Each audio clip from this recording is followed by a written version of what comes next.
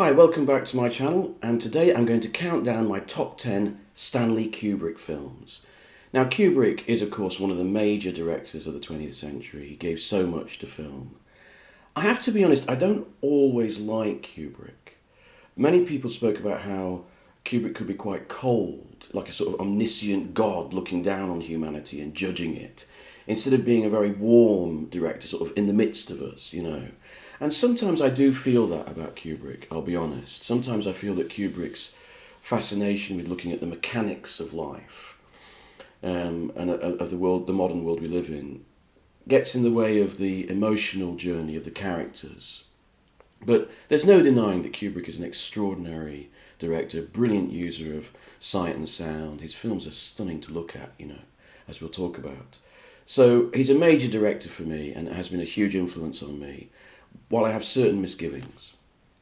So at number 10 is Dr. Strangelove. Now this is a very good example of what I'm talking about. This film was made in the early 1960s, right at the height of the Cold War, when there was a great deal of fear about nuclear weapons and a nuclear war breaking out between the USA and Russia. It seems to be what everyone was thinking about all the time, right? And Kubrick turned this into a black comedy. I think partly because he just discovered Peter Sellers and he was fascinated by Peter Sellers and he turned it into a black comedy. Now, this is a film of its time, I think. If I'd been a young man in the 1960s, surrounded by the Cold War, I think this film would have hit me like a 10-ton truck. I think it would have been absolutely amazing. And the audacity of turning this awful atmosphere into a comedy, I think was just incredible. But I didn't discover it in the 1960s. I discovered it much later, when the whole nuclear threat was dying down. And so it didn't have any impact on me. And all I was left with was Kubrick's rather cold, inexorable concentration on the mechanics of the plane that's going to drop the bomb and, the details of the war room. And this endless improvising by Peter Sellers, which after a while gets a bit much, I think. I think this is a film of its time. I admire it, but I don't really like it at all. At number 9 is The Killing. Now, this is another film that I admire without much liking it. It's a heist movie, not really my favourite genre, but this is kind of the heist movie done 100% proof. Everything's there, the build-up, the relationship between the characters, then the heist going wrong, and it all ends with dollar notes blowing away in the breeze.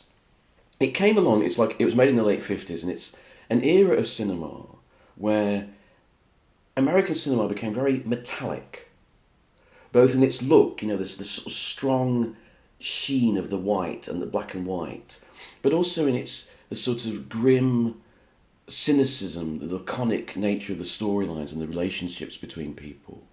It's got an amazing cast, the first great cast of Kubrick's films. I mean, some people speak highly of his first two films, Fear and Desire and Killer's Kiss. I think they're early films. This is the first kind of Kubrick great director film, right? But it's got Sterling Hayden, it's got Elisha Cook giving great performances, but I'm not a great fan of this genre. It's a very good film of this genre, but it's not a film that I go back to very often. And again, at number 8, another genre that I don't really care for. Kubrick loved going through all the genres and mastering them, didn't he? And he made Spartacus in 1960 with Kirk Douglas. Now, I don't like sword and sandal movies. They were always on television when I was a kid, and I always found them really boring. I remember watching Ben-Hur, seemed to be on every Christmas. But this is probably the best of them. Kubrick brings his particular excellence to the film. And there are many great sequences. The I'm Spartacus sequence, that hilarious sequence with Laurence Olivier and Tony Curtis talking about, is it oysters and snails? The brilliant crowd scenes with the slaves pouring over the hills and the regimented factions of the Roman army against them. So it's a very well-made film. If you like sword and sandal movies, you will love it.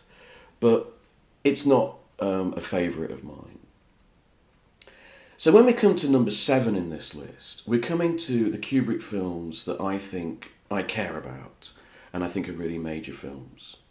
So the 7th film on this list is Paths of Glory. Paths of Glory was arguably Kubrick's first masterpiece, made in the late 50s, and it's one of the great anti-war films. It's set in the First World War, and it's set within the French army, and three soldiers are used as kind of an example to set for the French army, because this platoon refuses to go over the top. So they pick out three soldiers to execute as an example, and Kirk Douglas is the person who's going to represent them. It's a brilliantly made film. It's very powerful. It gets its message across superbly acted. I'll say one little thing about Paths of Glory. It's still not really Kubrick. It's a great movie made by a good director, but the personality of Kubrick is still not quite there. That personality comes in with the sixth film on this list, Lolita. Lolita was a huge step forward for Kubrick, not least because he moved to England. And from there, he managed his films, what is it called, micromanagement. He got rid of the studio influence.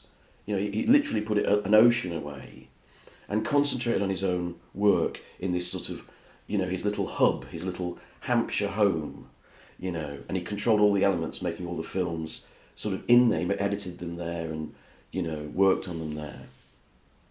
And in comes Kubrick's own personality. Kubrick is taken as a very serious director. Actually, I think it's more true to say he was a blackly comic director who had a very pessimistic, very sardonic view of human life, and also loved black humour. And he also loved pushing the ante. So in this film, he discovers Peter Sellers, who he clearly admired, and as Quilty, he pushes Peter Sellers to take it further and further and further. And Peter Sellers delivers this extraordinarily over-the-top, mannered performance. When it comes to the subject matter of Lolita, I don't really care about the subject matter. I never really liked Nabokov. I never got round to Nabokov. And this story about a professor who conceives this thing for a young teenage girl, it doesn't really interest me. What really interests me in this movie, apart from Kubrick discovering his personality, is two things. One is James Mason and the other is Peter Sellers. They're at their most fascinating as actors in this film. Mason's performance as Humbert Humbert is brilliant. He really humanises this quite despicable character. And Sellers is fascinating to watch. Much more so than in Dr. Strangelove, I think. So it's a movie that I have mixed feelings about. I'm not so keen on the Nabokov side of it. The Kubrick side of it, I'm quite keen on. Number 5, A Clockwork Orange. Now, this is I think, quite a despised film amongst serious cinephiles. It has a cult following, but serious cinephiles look down their nose at it for all its sex and violence and rape, and its kind of rather arch black humour. But to me, to dismiss Clockwork Orange is to dismiss the most Kubrickian of all Kubrick's films. If you admire Kubrick, you cannot dismiss Clockwork Orange, because this is the critical mass of his work. And what I mean by that is, this is the film where Kubrick most pushes Kubrick the director. Kubrick, who has this blackly comic vision of life and pushes everything towards an absurd black comedy. It's in Clockwork Orange. Kubrick, who pushes his actors to give a more and more exaggerated, performative style of acting, an almost crazed, hyper-realistic style of acting. It's there in Malcolm McDowell's performance, Patrick McGee's performance, in fact in everybody's performance. I love the book by Burgess, and I do agree with those people who say the book is superior, because Kubrick cuts a crucial element of Burgess's book, which is the ending. And the ending humanises the whole novel, and it gives it a different current, because you understand that what Burgess is writing about is not just violence, state violence versus individual violence, but what he's also writing about is growing old, and how Alex's, horrible actions are part of youth and kicking off. And Alex grows old at the end of the novel. Kubrick cuts it. So his is a more pure, but also kind of more vulgar and coarse black comedy, whereas Burgess's novel has got more layers and undercurrents to it. So I accept that criticism of Clockwork Orange, and I accept that it's often quite an unpleasant film to watch. But I don't think you could argue that it is a brilliant, sustained piece of filmmaking. I mean, it's exceptionally well made. Every scene is brilliant in its orchestration, and it's got a very puckish spirit, which I quite like. It also fits in with a very British train of thinking about the rebelliousness that was going on from '68 onwards. It's very interesting if you look at the films in comparison to what was going on in France or Germany or in the Czech Republic. What's interesting about the British films of that period is how masculine-centred they are. So kind of Alex, the Malcolm McDowell figure, fits into that. You know, you think of Herostratus and If, which was also Malcolm McDowell, Performance. It's very sort of masculine, you know. So it fits into that. And in many ways, Clockwork Orange is Kubrick's most British film. You know, this was the film where he really sort of assumed the Britishness of his new home. And it only happened for this film and Barry Lyndon. So it's an unpleasant film, but it's a brilliant piece of sustained filmmaking. And it also features my favourite scene in the whole of Kubrick, which is the Mr. Deltoid scene. That actor is so funny. Been a naughty boy, Alex, yes. Been out tonight, haven't you? Yes. Like all that. I love all that stuff. That's my favourite scene in Kubrick. Okay, on to number 4. Another controversial film, Eyes Wide Shut. When I first went to see this film, I was totally perplexed by it. I was watching it with my girlfriend at the time, which was an awkward experience, as you can imagine. But I didn't quite know what to make of it because it had been built up to be about Tom Cruise and Nicole Kidman's marriage. And actually, it's not about that at all. It's a completely different film. But then I went to work the next day, and there was a group of us who'd seen it. And we spent about an hour while we were at work talking about it. And we realised that we all had so much to say about it. And that's the sign of a fascinating film. And this is a film that has fascinated me ever since I first seen it. And rewatching it, you discover so much more in it. It's one of Kubrick's most complex films. And it's also one of his funniest. You know, it's a brilliant satire on marriage and the delusions men have about their place in marriage, their place in a woman's universe, and their ideas about female sexuality. And he discovers that his wife has had this fantasy about this naval officer she saw one day in a hotel. And it sends him off on this kind of fugue, this kind of half dream, half reality where he has these various escapades with young, suddenly available women. And then he finds himself in an orgy at this mansion house, which is a wonderful piece of kitsch gothic. I love it. And, you know, when you rewatch the film, you see all sorts of things that you didn't see before. For example, you see the use of the word rainbow. So you start in this party given by these socialites in New York, which is actually mirrored later on by the orgy.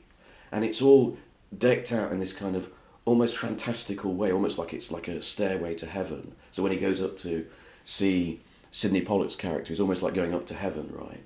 And this young, beautiful girl at the party says, "Why don't you come with us to where the rainbow ends?" And then he later goes to this fancy dress shop called Under the Rainbow, where a schoolgirl is apparently cavorting with 2 Japanese men. I mean, I find it strange that people take this film so seriously because it's so funny and it's so wonderfully perverse. And I think, actually, what's interesting about this film, Christiana Kubrick's widow, said that as he got older, he got less pessimistic. And for a film that is so critical of male-female relationships and interaction, it actually ends on what is a kind of, for Kubrick, a positive note, which is very seldom noticed or discussed. So I think Eyes Wide Shut is definitely worth your time. I think it's an extraordinary film, and it gets deeper and richer for me the more I watch it. Now we come to the top 3, and these 3 films are, for me, Kubrick's gift to cinema, right? These 3 films are untouchables, and putting them in an order was very difficult for me. But at number 3 is Barry Lyndon. Now, Barry Lyndon is arguably Kubrick's most complete statement about the human condition.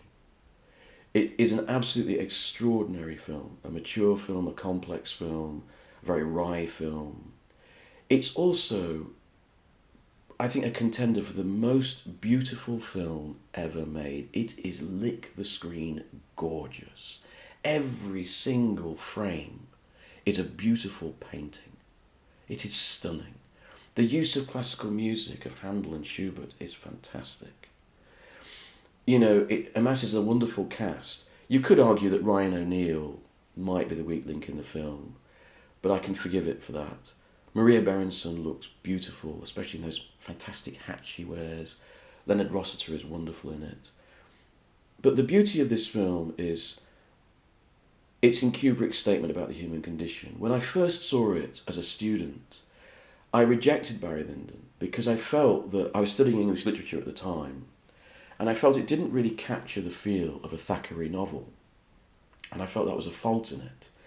But watching it now, I see that it's a Kubrick film. It's not a Thackeray film, it's a Kubrick film, and that's what it should be. And it's a brilliant... it takes the Thackeray ideas and transmutes them into Kubrick's worldview so beautifully, so seamlessly. Everything works. The Michael Hordern voiceover, the use of camera, the settings, the locations, the shooting by candlelight. This is a masterpiece. One of the great films of all time. I really should be putting it top, but there's 2 more to go. Now, at number 2, 2001: A Space Odyssey. This is Kubrick's greatest gift to cinema in the sense that it's the most original work. There was nothing like 2000 AD before, and you know what? Despite many people trying to imitate it, there has been nothing like it since. It is still the greatest science fiction film, and it is still the greatest use of special effects in the history of film. Some people will say, come on, special effects have improved. Look at Star Wars, look at Lucasfilm, look at CGI. Bollocks. These are still the greatest, most realistic, most convincing special effects ever put on screen. Technically, this film is a marvel. Now, we need to talk about 2001 a little bit. First of all, people assume this was an adaptation of an Arthur C. Clarke book. That is not true. It was an adaptation of a short story that Clarke wrote called The Sentinel. And Clarke and Kubrick got together and wrote the screenplay together. The eventual novel 2001 is actually a novelisation. It's Clarke's version of what Kubrick and Clarke came up with together. So that's the first point. So this is much more a Kubrick film than some people think it is.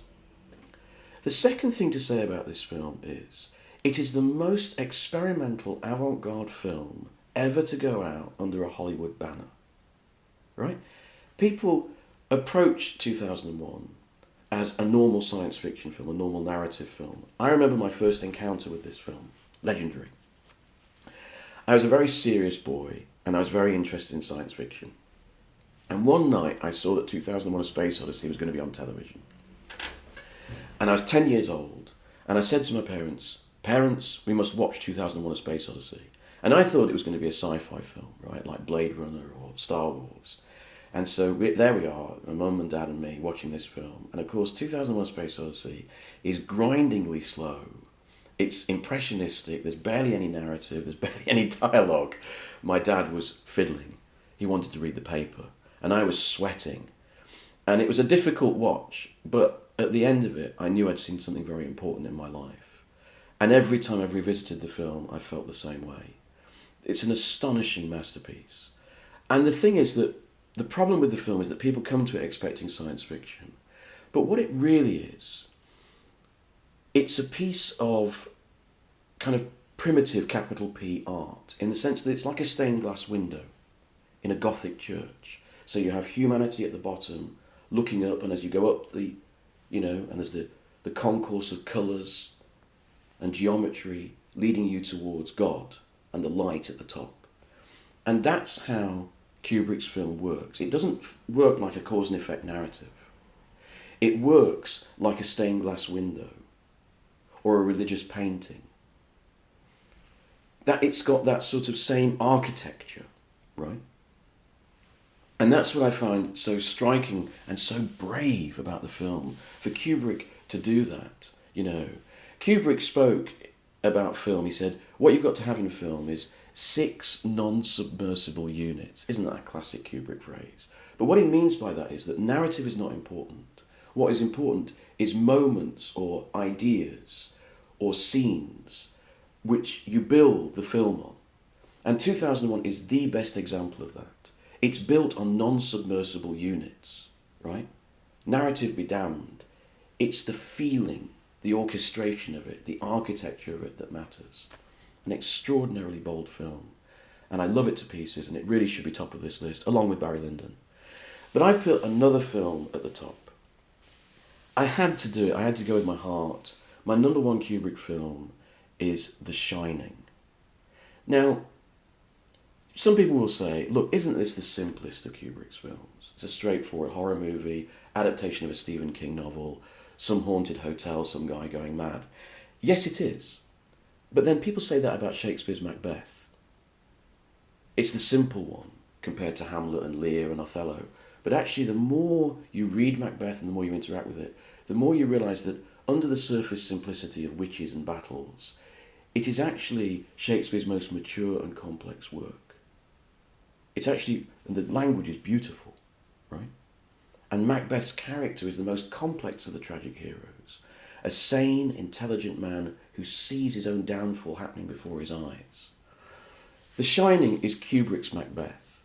It's on the surface a very simple horror film, but it's got all sorts of layers and undercurrents beneath it. Now, a few years ago, a documentary came out called Room 237. I don't know if you've heard of this film. It's quite amusing for about half an hour, then it gets really annoying. But it's basically about people who are obsessed with The Shining and have come up with all sorts of conspiracy theories about it. So one conspiracy theorist says, oh, it shows that the moon landings were fake. Another conspiracy theorist says it shows who killed JFK. Or there's all sorts of weird stuff about it, right? Well, the thing is, the reason I watched that film is because I realised that I am one of those people. I am obsessed with this film. It's kind of got under my skin. I feel I've lived The Shining. I think 2001 and Barry Lyndon are Kubrick's two greatest films and his two greatest contributions to cinematic art. But The Shining is the movie that gets to me. I've lived in the Overlook Hotel. I've walked around those corridors. I know the film so well. I like everything about it. I love Jack Nicholson's performance. I love the sets. If you've ever seen the making of video of this film, please watch it. It's amazing.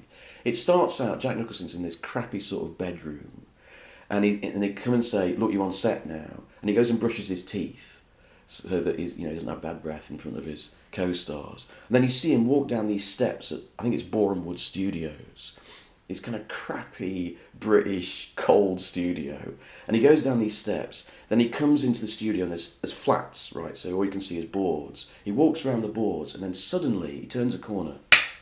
He's in the Overlook Hotel, and the sets are so incredibly realistic. And he's walking around the kitchens. He's walking around the maze outside. He's walking through the hallway. It's one of the great exposés of filmmaking. You must watch it. And I feel like when I watch the film, I'm a bit like Stanley Kubrick. I come down from normality and suddenly I'm in the Overlook Hotel. That's how much this film means to me. I know a lot of people think that Stephen King's novel is better. They're wrong. They're absolutely wrong. It's the difference between being able to write a good page-turner airport novel and the work of art, which is what The Shining is. I could talk about it all day, the helicopter shot, everything. It's brilliant. So that's my top 10 Kubrick. I've left out Full Metal Jacket because I never liked it. I despise that movie. Perhaps if you put it in, you can tell me why you would include it. I'd love to see your top 10 down below. Thanks very much.